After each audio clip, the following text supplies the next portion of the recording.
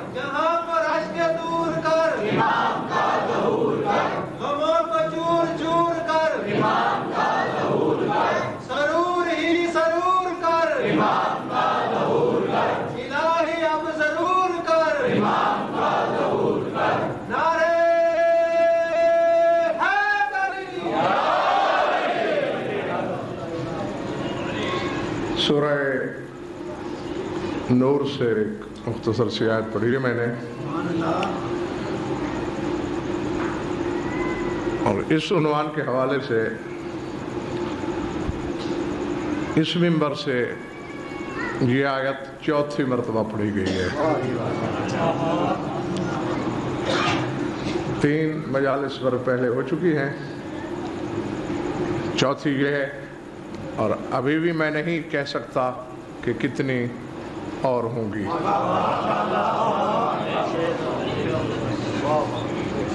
کیونکہ بات وہی ہے، نہ اسرار قرآن کا سلسلہ ختم ہو سکتا ہے، بلکہ یوں سمجھ لیجئے خدائی ختم ہو جائے گی، کلام خدا کی گہرائی کا سلسلہ ختم نہیں ہوگا۔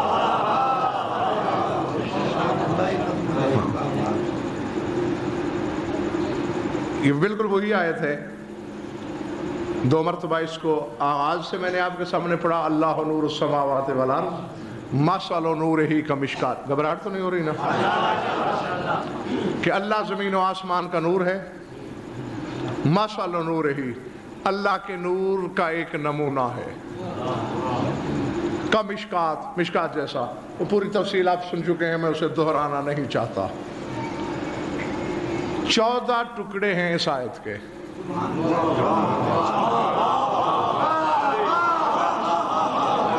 اور 14واں یہی ہے کہ یہد اللہ لنورہ من یشاء۔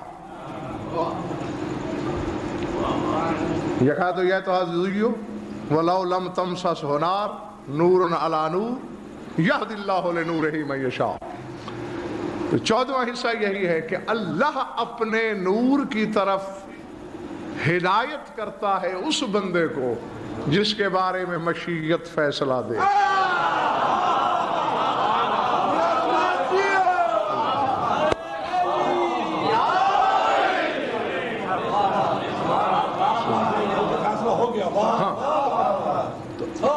میرے خیال سے سارے سامعین سمجھ گئے ہوں گے، دہرانا تحصیل حاصل ہوگا کہ 14 حصے ہیں آیت کے، ایک ایک حصہ ایک ایک معصوم کے نام کا ہے۔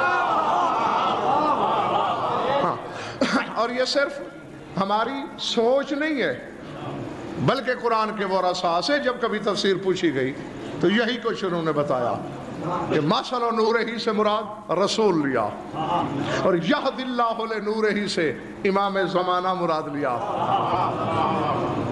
اب سر اٹھائیے، کہنا یہ ہے کہ کتنا بڑا مقام ہے رسول کا.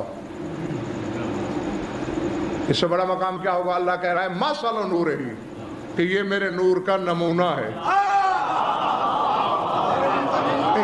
اگر میرے سامعین توجہ رکھتے ہیں تو پہلے جملے میں ہی آپ عرش پہ پہنچ جائیں گے. مثل نورہ، کہ رسول میرے نور کی مثل ہے، نمونہ ہے. اور امام زمانہ کے لیے کیا کہہ رہا ہے؟ یہد اللہ لنورہ، یہ میرا نور ہے.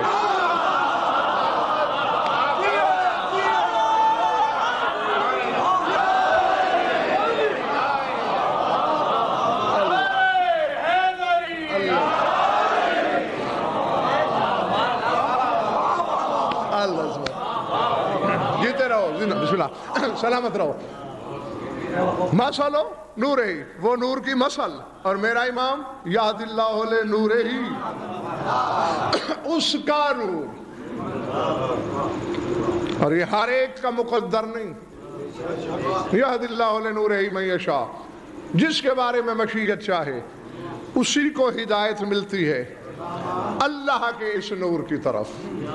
اور بس اگر پہلے زینے تک میرے سامعین پہنچ گئے ہیں تو جو دو چار باتیں کرنا مقصود ہیں اس آیت کے ذیل میں وہ یہ ہے، صافی سے تفسیر ابو حمزہ تک مذہب اہل بیت کی ہر تفسیر یہی کہتی ہے کہ لے نورہ ہی سے مراد قائم زمانہ، وہ ہے اللہ کا نور. حالانکہ سارے اللہ کا نور ہیں، لیکن جب تقسیم کی باقی معصوموں میں کچھ فصل رکھا.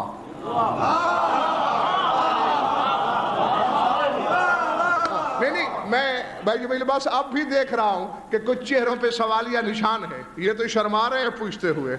میں خود آپ کی سوچ پڑھ کے اس کا جواب دینے لگا ہوں کہ وجہ کیا ہے. صرف یہ اس کا نور کیوں ہے، باقیوں کو کیوں نہیں کہا؟ حالانکہ سارے محمد ہیں، 14 کے 14. علمنا واحد، نورنا واحد، فضلنا واحد، کلنا واحد. ہمارا نور ایک، فضیلت ایک، علم ایک، کیونکہ ہم سارے کے سارے ایک.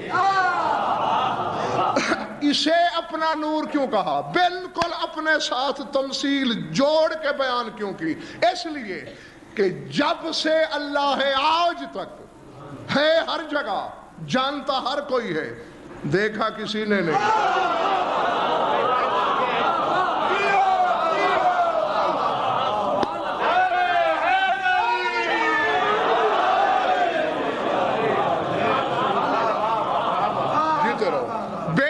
یہی صفت میرے امام زمانہ میں ہے، جب سے ہے آج تک موجود ہیں، ہر جگہ ہیں. اور اس طرح ہر جگہ موجود ہیں کہ جب ظہور فرمائیں گے کائنات عالم کا ہر بشر کہے گا دیکھا تھا.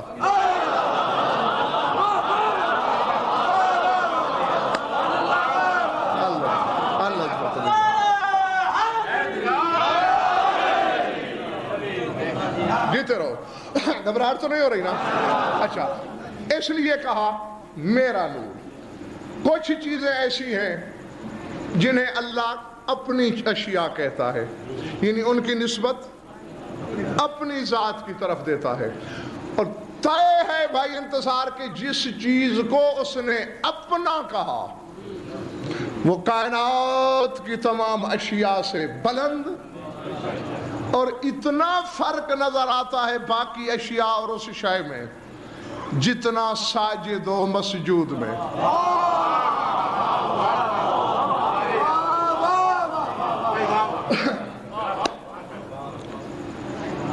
گھبرا تو نہیں رہے؟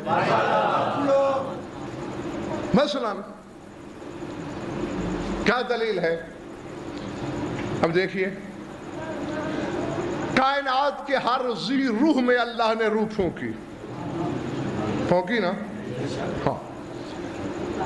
لیکن ایک روح ایسی ہے، باقی ہر روح کو روح کہا، ایک روح کو میری روح کہا. جب آدم بنانے لگا فَإِذَا سَوَّيْتُهُ وَنَفَخْتُ فِيهِ مِن رُّوحِي فَقَعُوا لَهُ سَاجِدِينَ. فرشتوں سے کہہ رہا ہے کہ جب میں اس کے اعضاء و جوارے اپنے اپنے مقام پہ لگا لوں. اب بھائی یہ میرے پاس یہ بھی راز کی بات ہے، اعضاء و جوارے لگانے کے لیے ہاتھ کی ضرورت ہوتی ہے۔ اب پتہ نہیں اس نے کیسے لگائے ہوں گے، اس بحث میں فی الحال پڑھنا نہیں چاہتا کیونکہ یہ میرا موضوع ہی نہیں۔ وَنَفَخْتُ فِيهِ مِن رُوحِي، اور جب اس میں روح ڈال لوں نہیں کہا، اب یہ بات تو نہیں ہے نا کہ میں پڑھوں بھی خود سمجھوں بھی خود۔ نفخت تو جب پھونک لوں، پھونکا جاتا ہے منہ سے،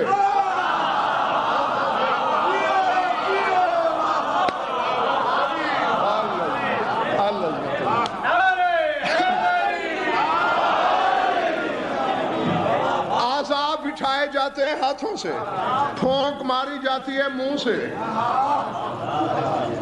پڑھنے والے سیدھا سادہ کہہ دیا ہوتا کہ روح ڈال لوں، وقت تو پھونک مار لوں، باہر گئے، تو پھر کیا کرنا ہے تم نے؟ فقو، بس یہ فائے بلا فاصلہ ہے، بغیر فاصلے کے، یعنی روح کے پھونکنے میں اور اس عمل میں فاصلہ نہیں ہونا چاہیے۔ فقو، پس گر پڑو ساجدین، آدم کا سجدہ کرتے ہوئے۔ اب میرے سامعین کو کوئی فرق سمجھ میں آیا روح اور روحی میں؟ روح وہ ہے جو سجدہ کر رہی ہے، اور روحی وہ ہے جو سجدہ کرا رہی ہے۔ اللہ، فرشتوں میں روح تھی نا، روح سے خالی تو نہیں تھے سجدہ کرنے والے۔ آدم والی روح، روحی میری روح، اسے سجدہ کیا گیا۔ تو یہ کیوں یاد دلایا میں نے کہ جس چیز کو اپنا کہہ دے وہ ہوتی کیا ہے؟ لا تعداد مکان ہے زمین پر۔ عہدنا الی ابراہیم و اسماعیل ان طہر بیتی، کائنات میں کروڑوں اربوں کھربوں مکان، کعبے کو کہا بیتی، میرا گھر۔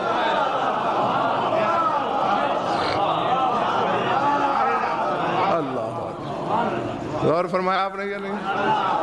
تو بھائی جو ہی جائے اضافت لگی کہ میرا گھر، کائنات کا ہر نوازی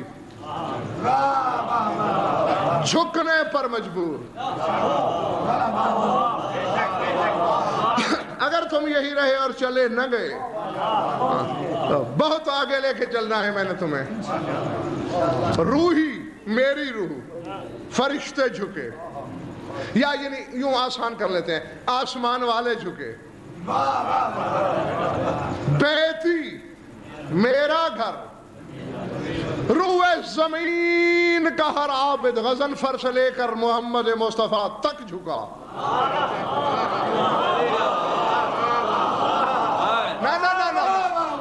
میں دیکھنا چاہتا ہوں ناپ کر، پیمائش کر کے کہ تمہارا ایمان کس بلندی تک ہے۔ بولو کعبہ افضل ہے یا رسول؟ سوچنے کی ضرورت ہی نہیں، مومن کامل افضل ہے کعبے سے۔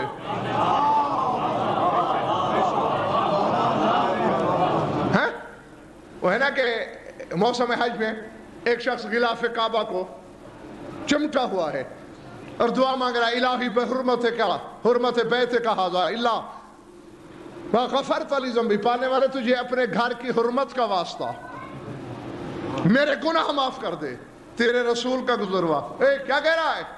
اللہ کو اس کے گھر کی حرمت کا واسطہ دے کے گناہ بخشوا رہا ہوں۔ فرمایا سل بے حرمت کا اما تعلم ان المؤمن اعظم حرمتا من الکعبۃ، فرمایا کعبے کی حرمت کا واسطہ نہ دے، اپنی حرمت کا واسطہ دے۔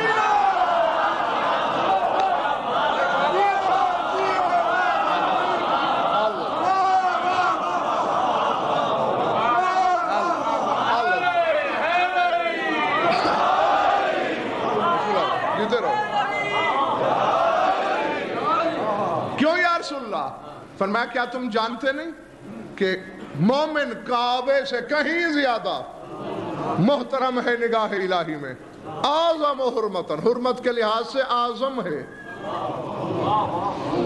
اور جب میں نے سوچا نا تنہائی میں بیٹھ کر، پتہ ہے راز کیا سمجھ میں آیا؟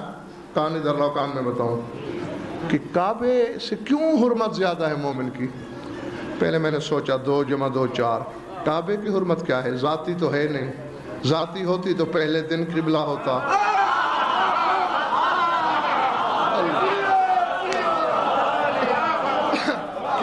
کب بنا؟ جب امیر کائنات آئے. تو کعبے کی عزت اس لیے ہے کہ 3 دن علی رہے کعبے میں. تو جہاں 3 دن رہے اس کی عزت زیادہ ہوتی ہے جہاں دن رات رہے.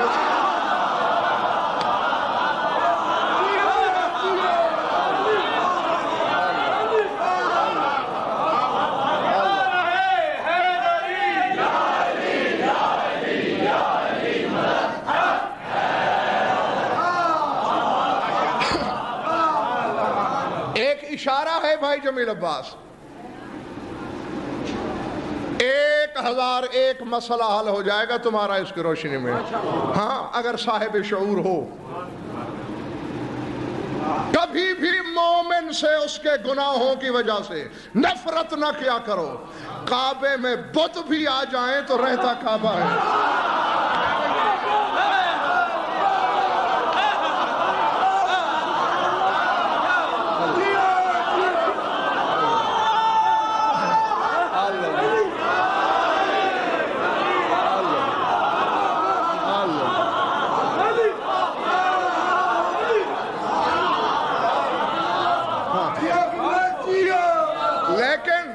اس پہلو پہ بھی نظر رکھو.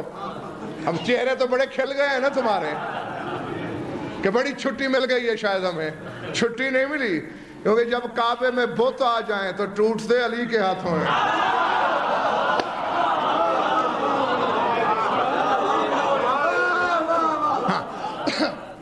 یہ جملہ تھک تو نہیں گئے ہو. تو جب مومن کی حرمت بڑی ہے کعبے سے تو رسول کی حرمت کتنی زیادہ ہوگی. سجدہ کیوں کر رہا ہے؟ دیکھا میرے رسول نے جب میرے اللہ نے کہہ دیا بیتی میرا گھر تو رسول کو بھی سجدہ کرنا پڑا. اب بیت اور بیتی میں جو فرق ہے سمجھ میں آیا؟ اچھا اب اسی طرح دیکھ لیں.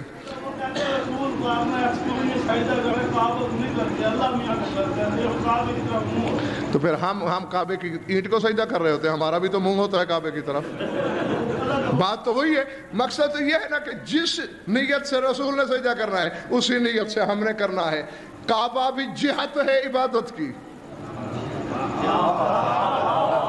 اب یہ نہیں ہے کہ کعبے کو معبود حقیقی کون الو کا پٹھا سمجھ کے سجدہ کر رہا ہوتا ہے. جو کعبے کو بھی معبود سمجھ رہا ہے وہ تو مشرک ہے. کعبے کو تو عبادت کی جہت سمجھا گیا ہے کہ جب تک کعبے میں اپنا عبادت میں کوئی جہت نہ ہو اللہ تک پہنچا نہیں جا سکتا. حالانکہ قل للہ المشرق والمغرب، مشرق بھی اللہ کی مغرب بھی اللہ کی، لیکن عبادت میں جہت ضروری ورنہ عبادت بھٹکتی رہے گی. تو یہی سمجھایا گیا نا کہ جو جہت اس سے منسوب ہو جاتی ہے تو پھر کوئی نہ کوئی شرف ملا نا. اور وہ سجدہ اسی کا کہلائے گا جیسا آدم کے لیے میں نے آیت پڑھی فَقَعُوا لَهُ سَاجِدِينَ، آدم کے لیے سجدہ کرنا. حالانکہ آدم کو بھی اللہ سمجھ کے تو نہیں جھکے تھے فرشتے، لیکن وہ سجدہ آدم کا تھا. اسی طرح کعبے کو ہم اللہ سمجھ کے نہیں جھکتے مگر سجدہ کعبے کا ہوتا ہے. سمجھ میں آگئی بات دوستو؟ ہاں اب اگر یہ فرق سمجھ میں آ گیا ہو بس سمیٹ لی میں نے مثالیں. آدم سے عیسیٰ تک ہر ایک کو عبد کہا، میرے رسول کو عبدی میرا عبد کہا.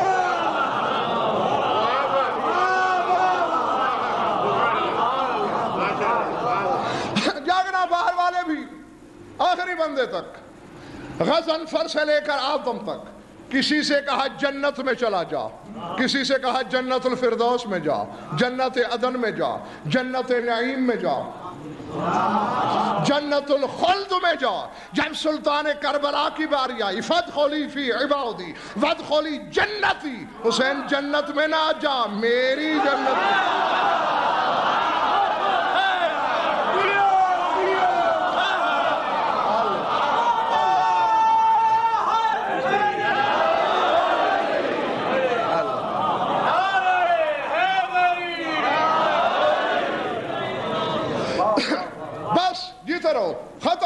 مثالیں.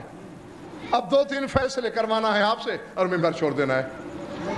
یہ روحی ترجمہ کیا تھا؟ کیوں گھڑی دیکھ رہے ہو؟ میں نے وقت پورا کرنا ہے.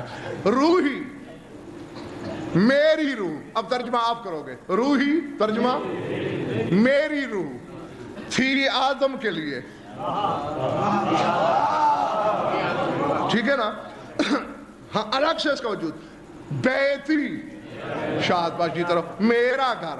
عبدی جنتی. میرے امام زمانہ کے لیے کہا میرا نور.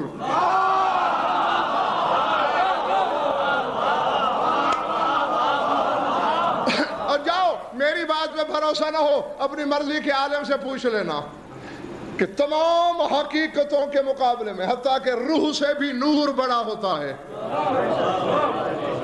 اسی لیے تو آیت کا آغاز اس فکرے سے کیا اللہ نور السماوات والارض. اللہ زمین و آسمان کا نور ہے. اور پھر کہا یہ 12واں میرا نور ہے.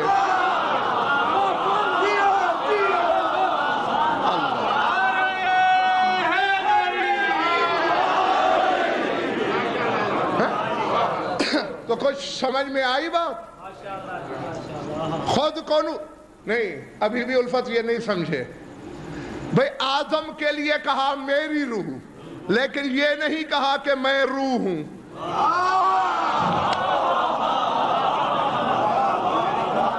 جاگنا. کعبے کے لیے کہا میرا گھر یہ نہیں کہا کہ میں بیت ہوں. لیکن جب میرے زمانے کے امام کی باری آئی پہلے کہا میں نور ہوں پھر کہا یہ میرا نور ہے.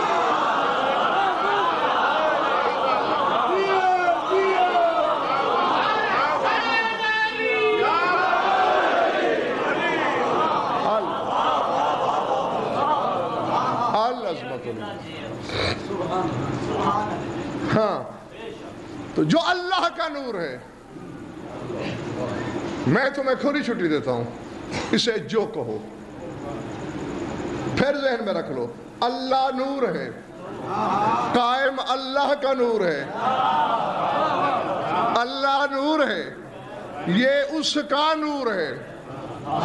اب تم جو مادہ مشخص کرو گے امام کا مجھ جیسا سیدھا سادہ بندہ تو یہ سمجھے گا نا کہ جو یہ ہے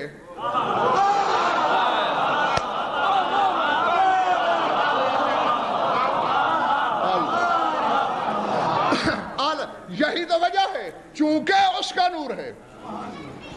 حالانکہ سب برابر ہیں. پھر وہی بات ہے. ایک تو مصیبت یہ ہے نا کہ شیعوں کا بھی ظرف نہیں ہے. اللہ جانے بجھا کیا منبر کی قسم لاکھوں حقیقتیں ہیں پڑی پڑی سو گئی ہیں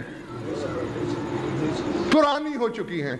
محض ظرف چھلک جانے کے ڈر سے انہیں باہر نکالنے کی اجازت ہی نہیں دے رہا میں. کیونکہ پھر ہر شخص اپنے دماغ کے مطابق جمع تفریق شروع کر دیتا ہے. پھر فاضل و مفضول کے چکر میں پڑ جاتا ہے. جس دن تم اس حصار سے نکل آئے پھر تمہیں اس خاندان پاک کے فضائل کا نشہ ہی کچھ اور محسوس ہوگا. ہاں ابھی تم اپنے حصار عقل میں انہیں قید کرنے کی کوشش کرتے ہو. بہرحال ہے حقیقت بالکل ایک ہے. یہ اس کی مثال یوں سمجھ لو. یہ جو تمہارے سامنے غضنفر بیٹھا ہے یہ نطفے کی پیداوار ہے. اسی متشابہ الاعضاء قطرے ظہور کیے اس کے تطورات اور تنزلات مختلف صورتوں میں نظر آئے. ایک جز نے سننے کا کام کیا, ایک جز نے دیکھنے کا, ایک جز نے بولنے کا. اب ظہور ایک ہی حقیقت کا ہے لیکن کچھ نہ کچھ خاصیت ذاتی خصوصیت تو ہے نا ہر عضو میں. سمجھ میں آ رہی بات یا نہیں؟ یہ سنتا ہے لیکن اس کی حد تھوڑی ہے. یہ حصہ دیکھتا ہے اس کی حد بہت طویل ہے. سمجھ میں آ گئی بات؟ اب اگر کوئی فضیلت اور افضلیت اور مفضولیت کے چکر میں پڑ جائے تو یہ اس کی اپنی جہالت ہوگی. ہے 14 ایک نہیں. تو اب اس طرح ہے اگر تمہارے پیمانوں کو مانا جائے کہ نہیں یہ تم نے کیسے کیا, کہ بیٹے کو باپ سے بڑھا دیا. پھر وہاں تم یہی دلیل لاتے ہو, خود میرے سامنے مجھے پڑھانے آتے ہو کہ 14 ایک ہیں, آپ نے ایک کو بڑھایا کیوں؟ تو جب 14 ایک ہیں تو جو بیٹا ہے اسے تم نے گھٹایا کیوں؟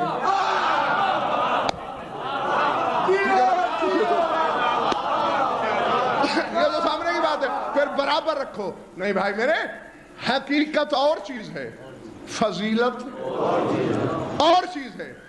بے نہیں اسی طرح دیکھتے مجھے رہنا. سب کو نور کہا, ویسے سب ایک ہے, لیکن جب تفریق کی, میرے امام زمانہ کو نور نہیں کہا, اپنا نور کہا.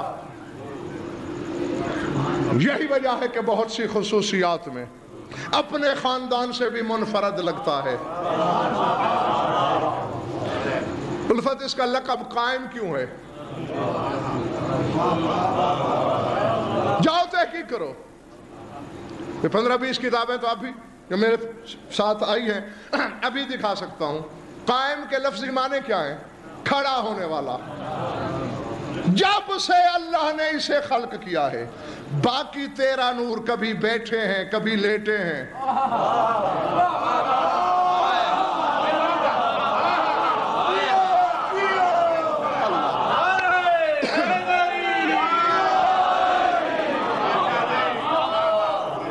سمجھ میں آئی بات؟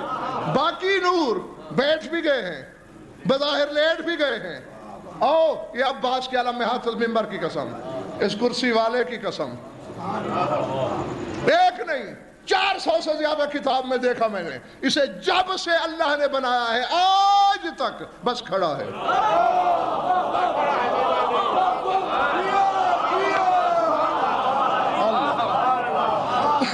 نہیں, اب پھر گھروں میں جا کے سوچنا ہم جیسا ہے, نہ تھکنے کا نام لیتا ہے. اور بھائی جو میرے پاس کچھ ایسا ناز ہے بنانے والے کو اپنی یہ صنعت پر کہ سورہ ہود میں ناز کر کے کہہ رہا ہے افمن هو قائم علی کل نفس بما کسبت, وہ جو ہر نفس کے سرانے قائم ہے, کھڑا ہے, وہ کسی جیسا ہو سکتا ہے؟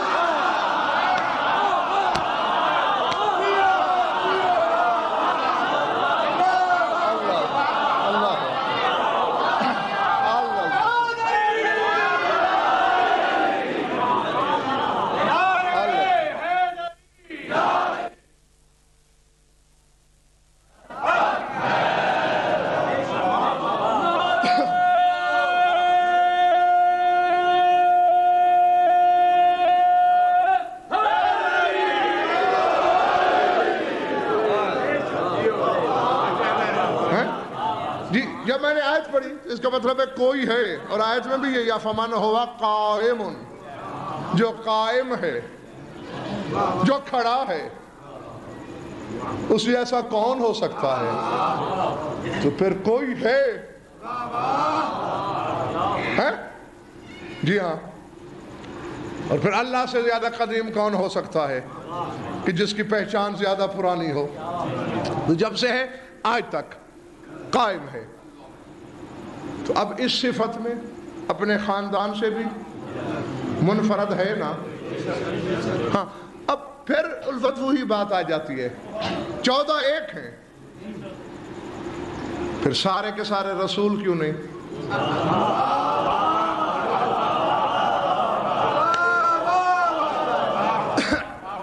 سارے کے سارے مرد کیوں نہیں؟ سارے کے سارے پردہ دار کیوں نہیں؟ بھئی جب ایک ہیں, نہیں تطورات الگ ماننا پڑیں گے, ظہور الگ ماننا پڑے گا, اظہار خصوصیت الگ ماننا پڑے گا. ہاں, جس سے اللہ نے جو کام لیا, رسول کا کام اگر علی سے لینا چاہتا کر سکتے تھے, علی والا کام حسنین سے لینا چاہتا کر سکتے تھے, حسین والا کام کسی اور امام سے لینا چاہتا کر سکتے تھے. لیکن واقعہ ہے کہ جب کیا حسین نے تو پھر جو انفرادیت اسے ماننا چاہیے.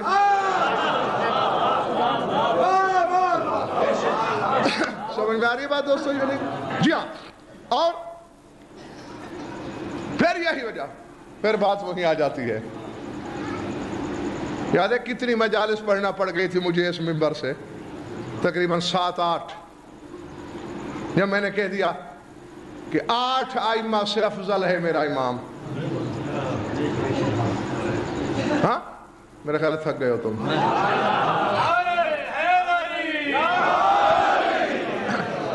تو بھائی جب لباس نہیں برداشت ہوا تھا بعض احباب سے، اور پھر اس کی تشریح میں مجھے کتنی مجالس پڑھنا پڑیں. ہاں یہ بالکل اسی طرح ہے. اب حالانکہ یہ 73 فرقے والے تسلیم کرتے ہیں. نبی کتنے ہیں کل؟ میں ذرا اونچا سنتا ہوں، جیتے رہو. اور رسول کتنے ہیں؟ 313. تو اب 313 کو برابر ہونا چاہیے تھا نا. تلک الرسل فضلنا بعضهم علی بعض. اللہ فرماتا ہے یہ جو رسول ہیں ہم نے بعض کو بعض پر فضیلت دی.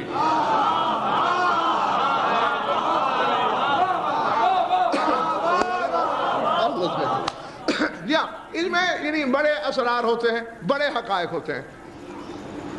اب یہ نہیں اسی طرح ہے. رسول افضل تھے، یعنی میں بلکہ مزید آسان کروں، یہ 5 جو پہلے آئے، یہی تو وجہ ہے کہ تعارف میں جب تقسیم ہوتی ہے تو ہم اسی طرح بولتے ہیں 5 12 14. اسی طرح بولتے ہیں نا 5 12 14. 5 الگ سے آئے، حالانکہ اس وقت 14 ان 5 میں منحصر تھے.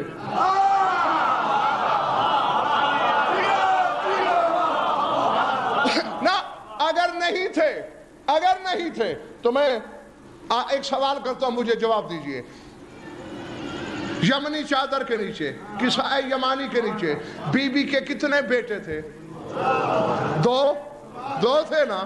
تو جب اللہ سے جبریل نے پوچھا کہ چادر کے نیچے کون ہے تو جواب کیا ملا؟ ہم فاطمہ و ابوہا و بالوہا و بنوہا.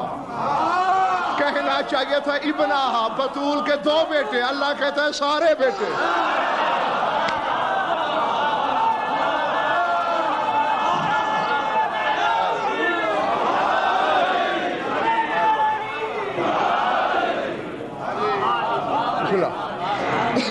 ٹھیک ہے نا. تو اس لیے میں نے یہ فکرہ بولا کہ 14 منحصر تھے 5 میں. اب ان 5 میں آخری کون ہے؟ حسین. ٹھیک ہے نا. یعنی اب یوں ترتیب فضیلت چلتے چلتے حسین پہ آ گئی. تو اب جو 5 تن کی آخری فرد تھا تو حسین ہے. وہ شہید ہوئے، ان کا بدلہ باقی ہے. سرکار کی زیارت میں نہیں پڑھتے السلام علیکہ یا سار اللہ، اے اللہ کے بدلے میرا سلام. سار عربی میں بدلے کو کہتے ہیں جس کا بدلہ اللہ کے ذمہ ہے.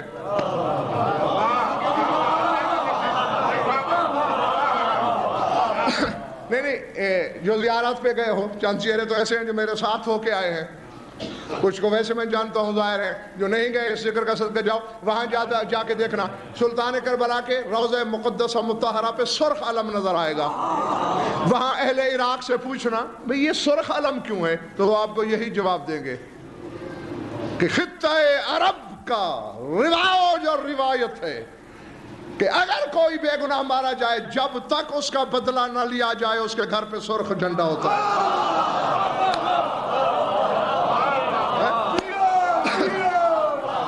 تو اب چونکہ جو افضل تھا، اب مولا حسین سرکار سید و ساجین تھے، افضل تھے نا، لیکن چوتھے امام نے بدلہ نہیں لیا، یا اللہ نے اس کے ذریعے نہیں لیا. اب چونکہ افضل کا بدلہ ادھار کھڑا ہے، نہ چوتھے نے لیا، نہ 5ویں نے، نہ 6ویں نے، نہ 7ویں نے، نہ 8ویں نے، نہ 9ویں نے، نہ 10ویں نے، نہ 11ویں نے، لے گا کون؟ 12واں. اب چونکہ افضل کا انتقام اس نے لینا ہے تو جو نہیں لے سکے ان سے افضل ہے.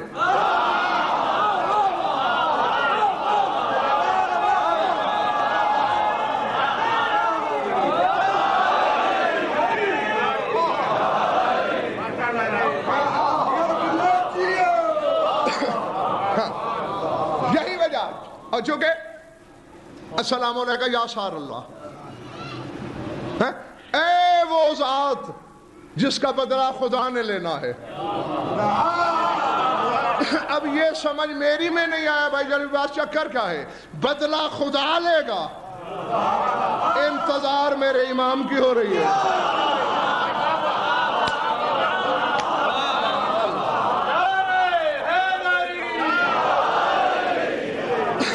نہیں خدا کے لیے سار اٹھانا آخری بندے تک جو دیوار تک بیٹھے ہوئے ہو.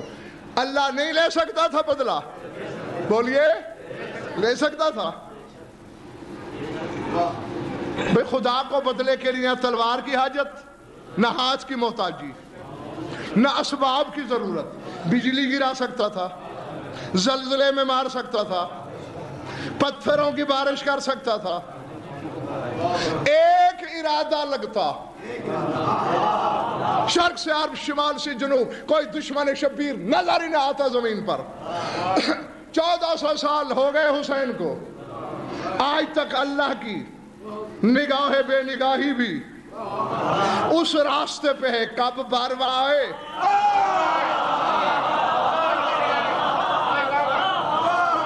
کب میرا قرض اترے. جا کے گھر سوچنا، جس نے اللہ کے قرض اتارنا ہے اللہ خود نہیں کر رہا، اس کی انتظار میں جب وہ آئے گا وہ کرے گا. تو وہ کتنا قریب ہے ذات واجب کے، چونکہ بدلہ اللہ پہ واجب تھا، لے یہ رہا ہے. اسی لیے کہتا ہے میں نور ہوں، یہ میرا نور ہے.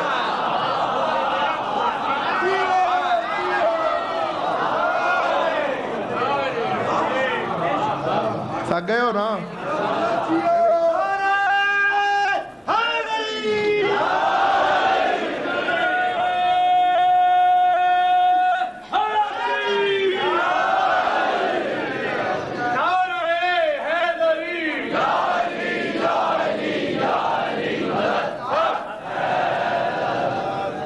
اچھا یہ بتانا،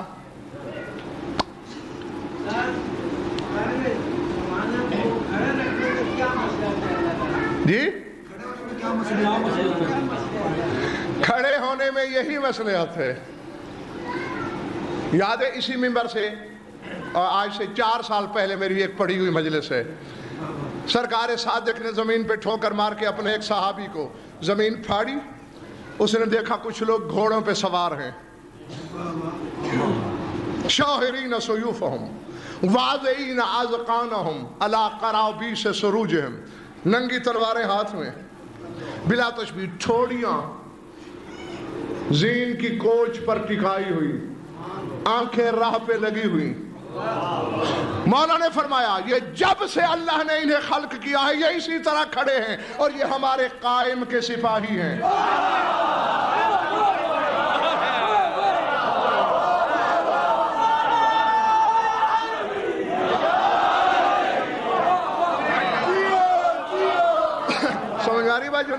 کیوں مولا کیوں کھڑے ہیں؟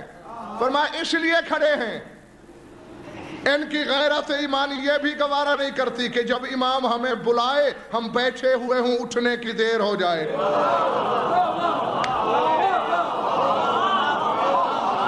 جی تو میرے امام کو کھڑے رکھنے میں 2 علتیں ہیں. یہ تو چونکہ ہم لوگ سہل انگار ہیں،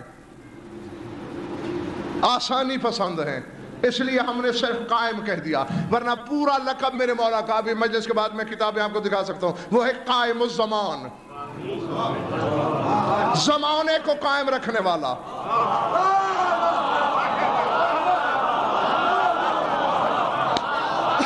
جی نہیں سر اٹھانا. وہ حضرت موسیٰ نے ایک دفعہ پوچھا تھا نا اللہ سے کہ پالنے والے کبھی تجھے نیند آتی؟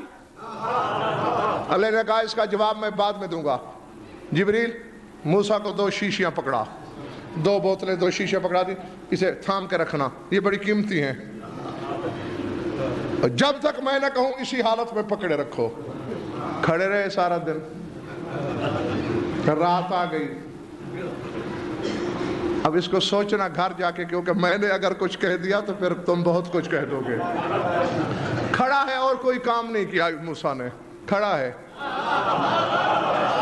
اسی سے پتہ چلتا ہے کہ اولیت حکم کو ہوتی ہے.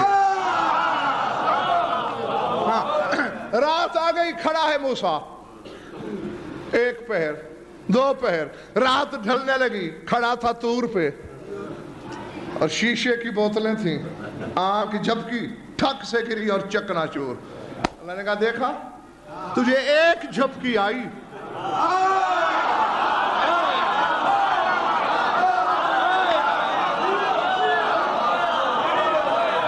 تجھے ایک جھپکی آئی، ایک دفعہ آنکھ لگی، دو بوتلیں نہیں بچا سکے۔ اگر کائنات کی حفاظت کرنے والا سو جائے،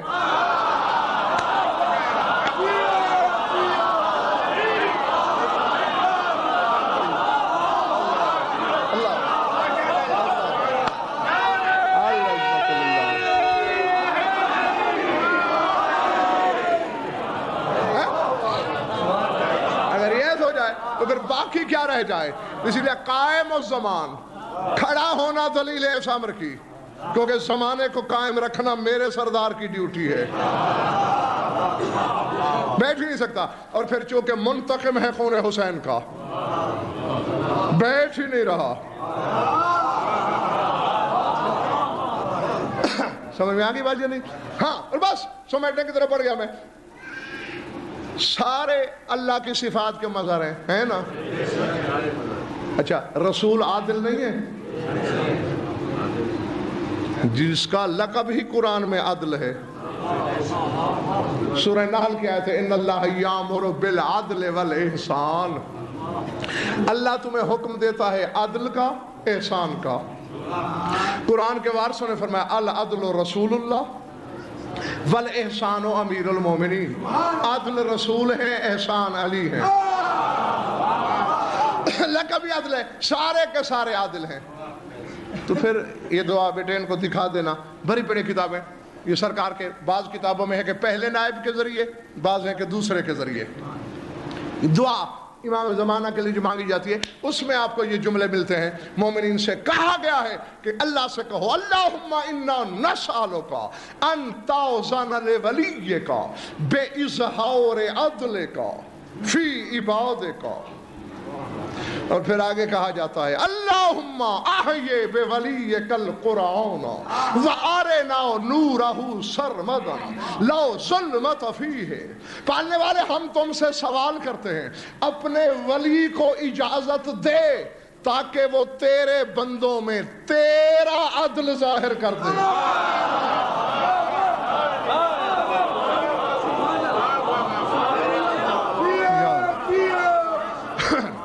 عدل نہ، یہ نہیں کہ عدل ظاہر کرے، تیرا عدل۔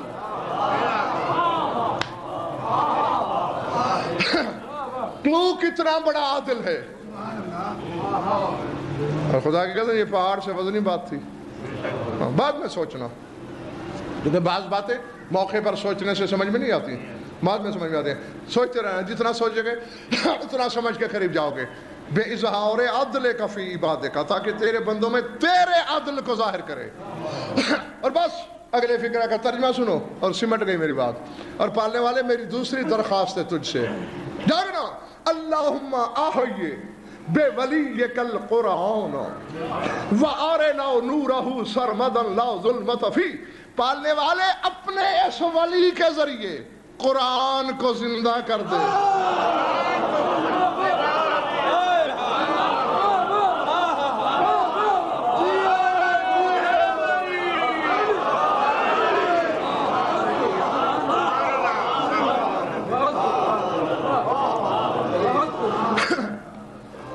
بھائی جی میرے پاس یا سارا مذہب فریب ہے، نعوذ باللہ، میری زبان چل جائے۔ اور اگر مذہب حق ہے تو پھر مولوی فریب ہیں، پھر مولویوں نے موالی تک وہ مذہب آنے ہی نہیں دیا جو آل محمد چاہتے تھے، پھر مولویوں نے زبان سے صرف علی علی کہا، دل کی گہرائی سے کہا ہی نہیں۔ نہیں، ہمیں تو امام کا نائب حکم دے رہا ہے، امام کا نائب غیبت صغریٰ میں حکم دے رہا ہے اللہ سے کہو احیی بولیک القرآن، اپنے ولی کے ذریعے قرآن کو زندہ کر۔ اور جو اللہ کے قرآن کو زندگی دے سکتا ہے وہ مجھے کیوں نہیں دے سکتا؟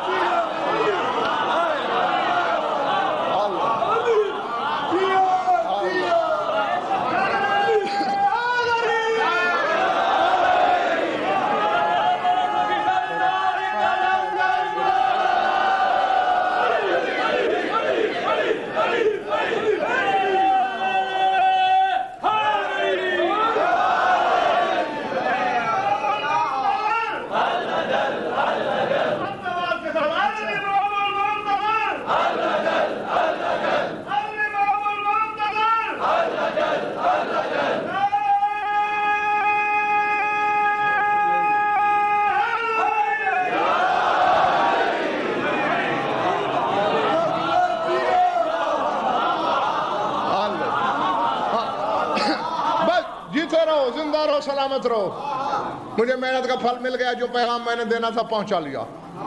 احیی بولیک القرآن، اپنے ولی کے ذریعے قرآن کو زندگی عطا کر۔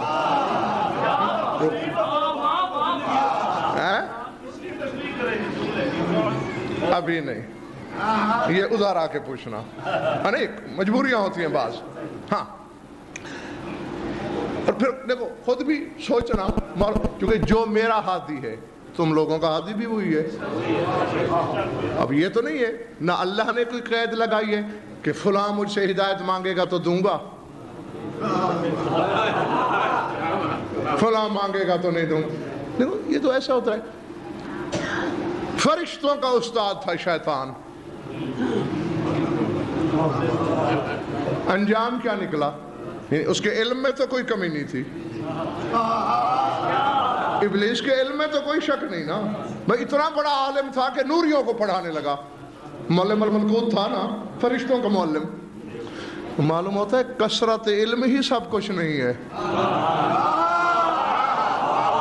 اور پھر یہ ضروری نہیں کہ جو بڑا عالم ہو حجت کا اتنا بڑا عارف بھی ہو۔ علم اور چیز ہے، معرفت اور چیز ہے۔ ملنے پہ آ جائے تو جو دستخط نہیں کر سکتا وہ سلمان منا ہو جاتا ہے۔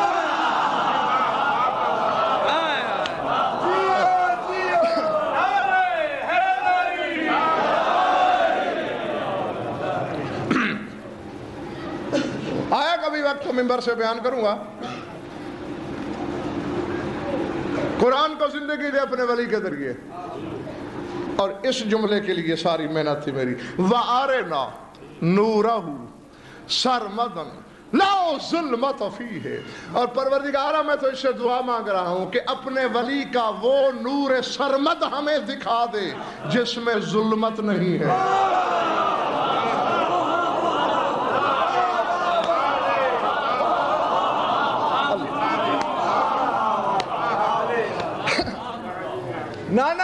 نا بڑی مہربانی، جنہوں نے داد دی میں ممنون ہوں، تمہیں داد دیتا ہوں، لیکن ان کا کیا کروں جو سوالیہ نظروں سے مجھے دیکھ رہے ہیں۔ پہلی بات یہ، یعنی اس میں دو فکرے، نور سرمد، سرمد اسے کہتے ہیں جس میں دوام ہو، ہمیشگی ہو، یعنی ہمیشہ رہنے والا نور۔ اسی لیے جس دور میں ہم رہ رہے ہیں یہ زمان ہے، اس سے پہلے جب زمان نہیں تھا، یا آج بھی جہاں زمان کی حدیں، یہ تو میں آپ کو کئی دفعہ بتا چکا ہوں نا، یہ کرسی اور عرش دو نام سنتے ہو، جہاں زمان ختم ہو جائے وہ کرسی کہلاتی ہے، اور جہاں مکان ختم ہو جائے وہ عرش کہلاتا ہے۔ یعنی کرسی کے بعد لا زمانی ہے، عرش کے بعد لا مکانی ہے، سمجھ میں آگئی بات؟ تو زمان کے بعد ہے دہر،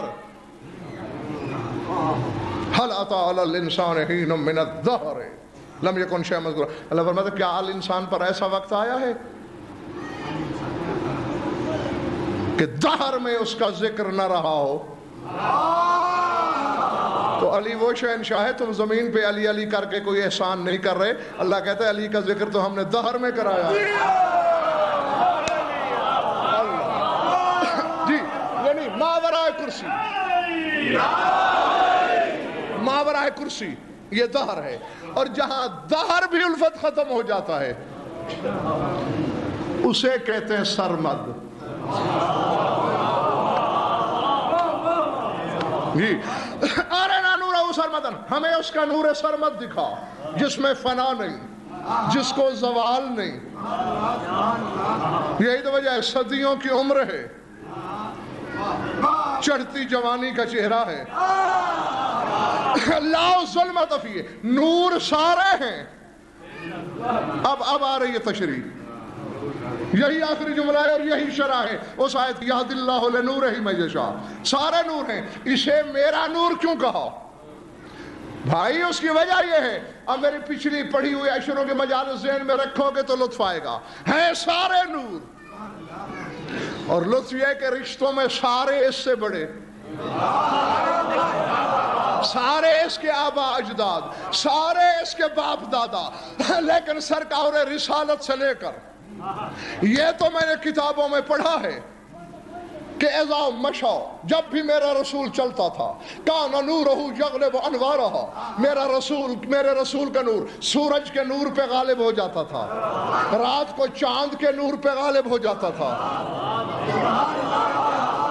حسن جب کبھی نقاب الٹ لیتے تھے لگتا تھا کہ پہلے روشنی تھی ہی نہیں، سارے اللہ کے نور تھے، لیکن رسول کے زمانے میں سورج بھی نکلتا رہا، چاند بھی نکلتا رہا، علی کے زمانے میں سورج بھی چڑھتا رہا، چاند بھی چڑھتا رہا۔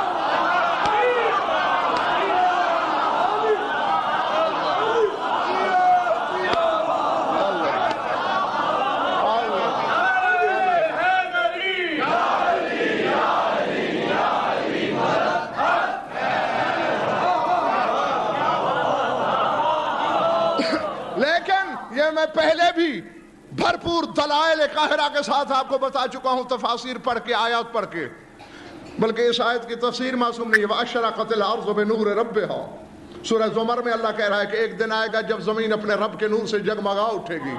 سرکار صادق نے فرمایا تھا رب الارض امام الارض، زمین کا امام ہی زمین کا رب ہوتا ہے۔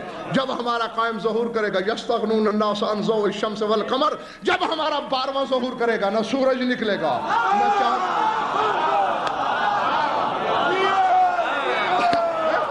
رات کو چاند کی روشنی کا کام دے گا اس کے چہرے کا نور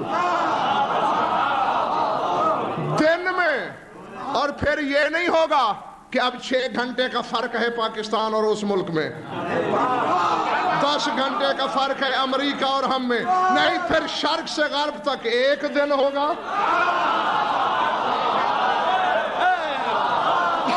پھر شرق سے غرب تک ایک رات ہوگی، شرق سے غرب تک نمازوں کا ایک ٹائم ہوگا، میرا امام زمین کے آخری کونے پہ ہوگا، اور اس آخری کونے تک ہر بندہ اپنے گھر بیٹھ کر امام کے پیچھے نماز پڑھے گا۔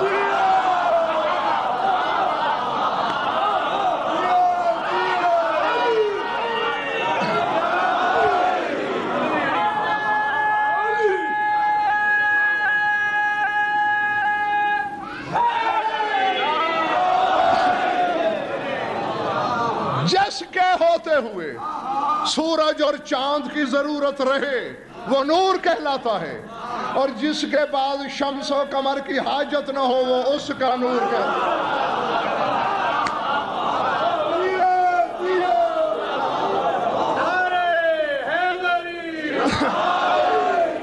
اچھا بس ختم ہو گئی بات دوستو، تم نے قرآن سے پوچھا ہے کبھی کہ سورج اور چاند کی الفت کہاں ضرورت نہیں پڑتی؟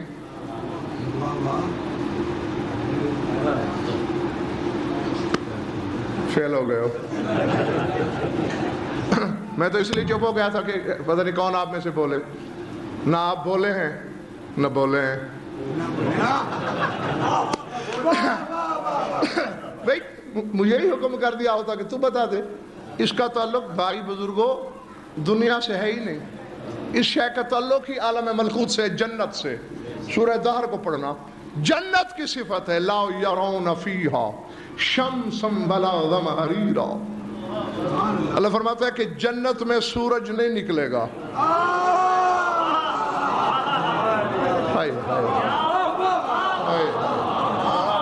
جنت میں سورج نہیں نکلے گا، چاند کیوں؟ یہ والا تو ختم ہو چکا ہوگا، اذا الشمس کورت۔ قیامت وہ دن ہے جب سورج کی آنکھیں نکال لی جائیں گی، بینائی چھین لی جائے گی، لپیٹ دیا جائے گا، چاند اندھا ہو جائے گا، اذا النجوم انقدرت، ستارے ٹکرا کے پاش پاش ہو جائیں گے، دھندلا کے میلے ہو کے گر پڑیں گے، کچھ ہی نہیں ہوگا۔ تو یہ فانی ہے، جنت میں فانی نہیں آتا، جنت دار البقا ہے۔ سمجھ میں آ رہی بات ہے؟ یار تمہیں سنایا تو ہے، اس لیے کہتا ہوں یاد رکھ لیا کرو نا، تو جو مجھے کبھی کبھی ایک آدھ جملہ دہرانا پڑ جاتا ہے پہلے والے کا، اس کی بھی بچت ہو جائے، اس میں بھی آپ کو نئی بات ہو۔ جنتی لوگ اپنے اپنے گھروں میں بیٹھے ہوں گے، اور جنت کا وقت ہے طلوع آفتاب سے پہلے کا وقت، یہ میں نے بتایا نا، سورج نکلنے سے پہلے، یعنی جب ستارے نہ رہیں لیکن ابھی سورج بھی نہ نکلا ہو، وقت دیکھا ہے نا کتنا پیارا وقت ہوتا ہے، ٹھنڈی ٹھنڈی روشنی ہے، نہ اندھیرا نہ تپش، یہی وقت ہے جنت کا، اور بالکل دن رات 24 گھنٹے 12 مہینے یہی رہے گا۔ تو بیٹھے ہوں گے اپنے گھروں میں، اچانک ایسی روشنی جنتی لوگوں کے گھروں میں گھس جائے گی جیسے دوپہر ہو گئی ہو، سجدے میں گر پڑیں گے جنتی، پالنے والے تیرا وعدہ حق، تو نے قرآن میں کہا ہے لا یرون فیہا شمس ولا زمہریرا، سورج چاند ہوں گے نہیں، یہ روشنی کہاں سے آئی؟ آواز قدرت آئے گی یا اہل الجنہ علی رسلکم، اپنی اپنی جگہ پہ آرام سے بیٹھے رہو، یہ کوئی سورج وورج نہیں نکلا۔ ان علی و فاطمہ اجتمعوا یا بینہما بالکلام، علی اور سیدہ آپس میں باتیں کر رہے تھے، بات کرتے کرتے کسی بات پہ ہنسے ہیں، ان کے دانتوں کی تجلی۔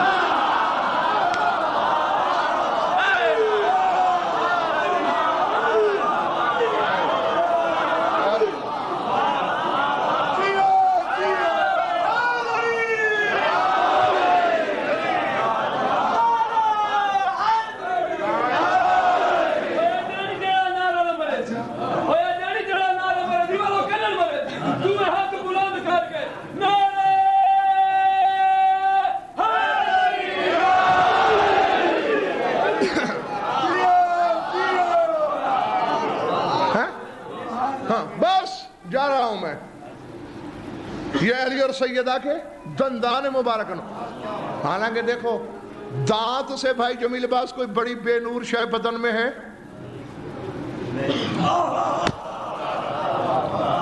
کسی ڈاکٹر سے جا کے پوچھنا، جی جی بابا یہ تو ہڈی ہے، کبھی ہڈی میں بھی نور ہوا؟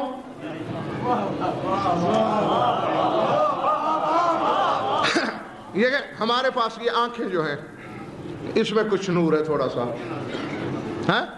روح میں نور ہے بہت سارا، عقل میں نور ہے اس سے بھی زیادہ، ہاں کیونکہ ہماری سوچیں وہاں تک چلی جاتی ہیں جہاں تک جبریل نہیں جاتا۔ جی یہ عقل کے نور کی دلیل ہے، سمجھ میں آ رہی بات ہے نا؟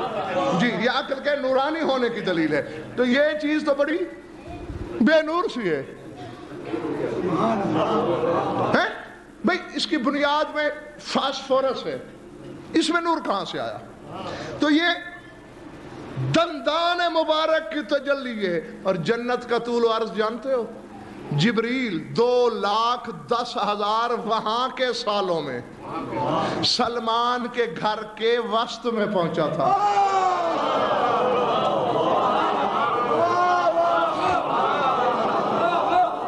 جی جی 2,10,000 سال لگے تھے،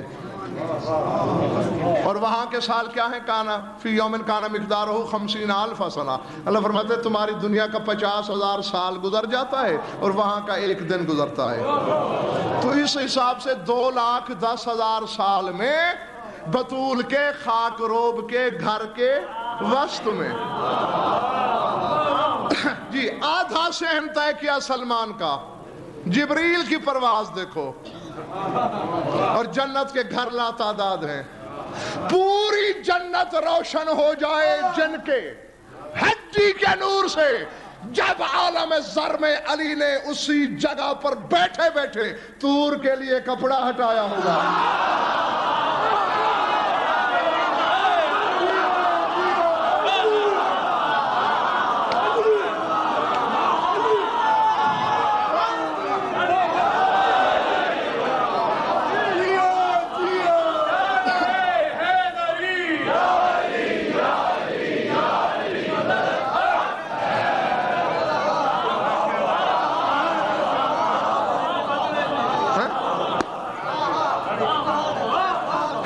سمجھ میں آئی بات دوستو؟ یعنی تو وہاں یعنی جنت میں سورج نہیں ہوگا، ستارے نہیں ہوں گے، چاند نہیں ہوگا، اور جب امام ظہور کریں گے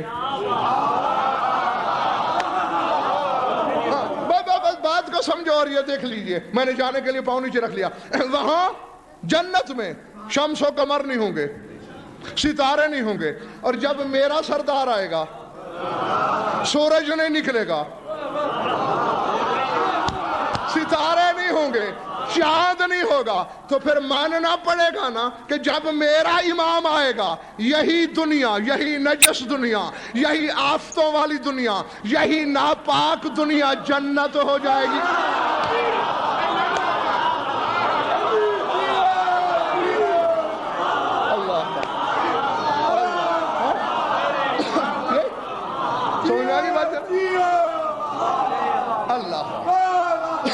یعنی پہلے جو تیرا معصوم، الفت نیند تو نہیں آ رہی نا، بس ختم ہوگی بات، پہلے تیرا معصوموں نے جنت سے چیزیں منگوائیں، دنیا کو جنت بنایا نہیں۔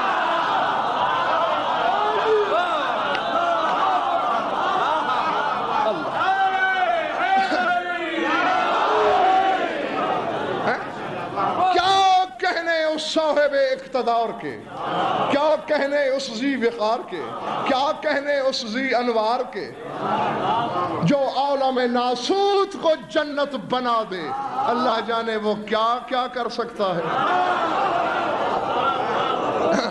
پہلوں نے جنت سے نہ خود منگوایا، نوکرانیوں کو اجازت دے دی منگوا لیا کرو، لیکن دنیا کو، چلو دنیا نہیں، پورے مدینے کو جنت بنا دیا ہوتا، نہیں بنایا، مکے کو بنا دیا ہوتا، نہیں بنایا۔ سمجھ میں آ رہی بات یا نہیں؟ ہاں بس ایک مثال تھی، ختم بات۔ حسین نے جنت بنایا صرف کربلا کی دھرتی کو، اور اس کا انتقام لینے والا بنا دے گا پوری دھرتی۔ لیکن کربلا بھی مانوی جنت ہے، ظاہری نہیں، کیونکہ کربلا میں آج بھی سورج نکلتا ہے، کربلا میں آج بھی چاندنی ہوتی ہے، لیکن جب یہ آئے گا سورج اور چاند کی ضرورت نہیں رہے گی۔ اب یہ گھروں میں سوچنا اور کل سوچ کے آنا، اس سے آگے کا سلسلہ میں نے بڑھانا ہے۔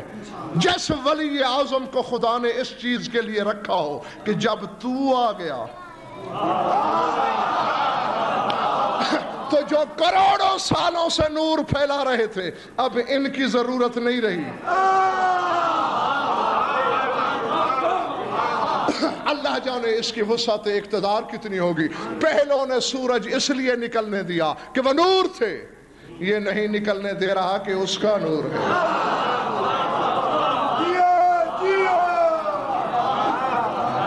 اور دعا ہے کہ پروردگار عالم، سب سے بڑی دعا یہی مانگا کریں، خدا کی قسم نعمت عظمیٰ یہی ہے۔ ہاں کسی مجلس میں کوشش کروں گا امیر کائنات کے اس خطبے کے اقتباس آپ کو سنا سکوں اگر یاد رہا تو۔ مولا فرماتے وہ نعمت جس کا تم شکر ادا ہی نہیں کر سکتے وہ ہمارے قائم کی امامت ہے۔ تو یہی اور اسی لیے تو کہا گیا ہے کہ یہ دور غیبت میں، غیبت کے زمانہ میں دعا یہی مانگنا چاہیے، عرفنی نفسی نفسک فإنک إن لم تعرفنی نفسک لم أعرف رسولک، اللہم عرفنی رسولک فإنک إن لم تعرفنی رسولک لم أعرف حجتک، اللہم عرفنی حجتک فإنک إن لم تعرفنی حجتک ضللت عن دینی۔ پالنے والے اپنی معرفت عطا کرا، کیونکہ تو نے مجھے اپنی معرفت نہ کرائی تو میں تیرے رسول کو پہچان نہیں سکوں گا۔ پالنے والے اپنے رسول کی معرفت عطا کر دے، کیونکہ اگر تو نے مجھے رسول کی معرفت نہ دی تو میں تیری حجت کو نہیں پہچان سکوں گا۔ اب ذرا جاگنا، خدا کو نہ پہچاننے کا نقصان کیا ہے؟ رسول نہیں پہچانا جاتا۔ رسول کو نہ پہچاننے میں کیا نقصان ہے؟ حجت نہیں پہچانی جاتی۔ اللہم عرفنی حجتک، پالنے والے حجت کی پہچان بھی کرا دے، کیونکہ یہ نہ ہو تو نقصان کیا ہے؟ ضللت عن دینی، اگر اس کی پہچان نہ ہوئی تو میں بے دین ہو جاؤں گا۔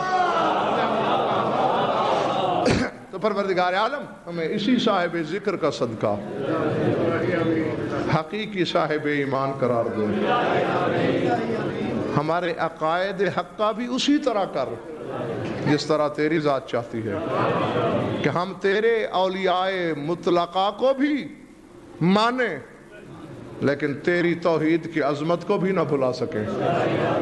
ہاں کیونکہ کبھی کبھی جب اوور معرفت کا بھی، بھائی جمیل عباس سے بھی باتیں ہو رہی تھیں مجلس سے پہلے، کہ جب لوگ اوور معرفت کا شکار ہوتے ہیں تو پھر توحید کو پیچھے رکھ دیتے ہیں.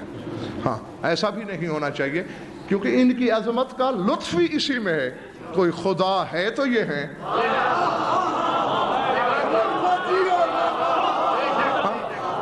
اگر اللہ کی نفی کر دی گئی تو پھر انہوں نے کمالات کہاں سے لیے، انہوں نے مرتبے کہاں سے لیے؟ بلکہ جتنا جتنا یہ ثابت ہوتے ہیں اتنا اتنا توحید ثابت ہوتی ہے کہ کیا کہنا تیری قدرت کے جس کے بندے ایسے ہیں. وہ صاحب اقتدار کیسا ہے. تو اس لیے دعا مانگا کرو کہ ہمیں صحیح عقیدے کی پہچان اور اپنی حجت کی معرفت عطا فرما. اور انہی کے تو فعل پالنے والے ہماری خوش نصیبی، تو ہمیں کسی اور زمانے میں بھی پیدا کر سکتا تھا، تو ہمیں بنی اسرائیل کے دور میں بھی خلق کر سکتا تھا. الحمدللہ تو نے ہمیں اس حجت کے زمانے میں پیدا کیا کہ جو صرف نور نہیں تیرا نور ہے، جس کی وسعت اقتدار کو سوچا تک نہیں جا سکتا. اسی کے صدقے میں جو تنگ دستی اور کمی رزق کا شکار ہیں ان کی تنگ دستی دور فرما، جو بے گناہ قید ہیں مومنین میں سے ان کی رہائی عطا فرما، جو بے اولاد ہیں انہیں اولاد نرینہ عطا فرما، جو مقروض اور تنگ دست ہیں ان کی تنگ دستی دور فرما، جميع مومنین مومنات کے جو حاجات و قضایا عدل و شریعت کے نزدیک جائز ہیں پورے فرما. سرکار حجت کا جلد ظہور فرما. اور پھر سن لیجئے، میں ٹھیک 8:30 بجے بیٹھ جایا کرتا ہوں، چند منٹ پہلے تشریف لایا کریں تاکہ 4 باتیں آپ سے زیادہ ہو سکیں.